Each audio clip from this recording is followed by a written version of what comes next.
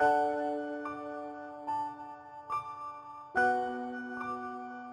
into the 1979 Canada Winter Games, BC had never finished better than 6th in hockey at the Games. Team officials decided to put together an all-star team of the best players throughout the province. Needless to say, it was a new approach. It was an experimental move on our part with BC Hockey to form a select team to go to the Canada Games. We'd never done that before, and brought 40 players into a training camp, players from the Kootenays, from the Lower Mainland, from Vancouver Island, and Colin Patterson was selected as the head coach, and Colin was widely recognized at that time and has been since as one of the top coaches ever in British Columbia.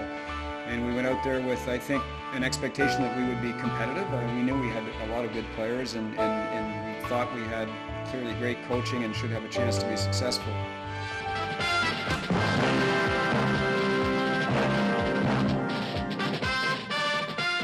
Good afternoon. We've reached the halfway point of the Canada Winter Games in Brandon, Manitoba. Team captain Doug Festerling served as flag bearer in the opening ceremonies. The team was confident, having fared well in pre-tournament games, but despite that success, they were nervous to see how they would fare against a traditional powerhouse in Quebec in the opening game. It ended up to be quite a good hockey game for BC. It gave us the feeling that this was a team that had something that they could do, beat Quebec quite handily, and even the Prime Minister Trudeau was present at the game, dropped the puck and watched part of the game, and as he saw the team beating up on his Quebec team, certainly he's almost, you could say he was driven from the rink. Pierre Elliott Trudeau was perhaps the most famous person blown away by Team BC, but he wouldn't be the last. The team won all 4 of its round-robin games. In the semis, they played the team from PEI, and it was more the same. They led 4-0 after the first period on their way to a 13-2 victory.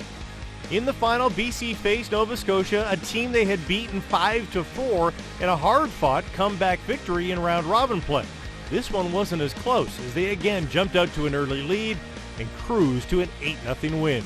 It was the first ever gold medal in hockey for British Columbia at the Winter Games. You could just see it on the players' faces, the exuberation from having got together, from what they thought they might be able to do to what they were able to do, and just how the team had come together and had been successful. The win obviously meant a lot in 1979, but what may be even more important is what it meant to the future of hockey in this great province. This team helped establish a legacy. I don't think we anticipated we would be as successful as we were, particularly playing against Ontario and Quebec and other powers across the country. I mean, this was a whole new idea for us, and looking back, probably the most important thing is it was the first step towards BC Hockey becoming involved in high-performance hockey programming, and a very successful first step that we then built on through our Junior Olympic programs, and the program of excellence in Canada really got its start there. The BC Hockey Hall of Fame is proud to welcome them as its newest members.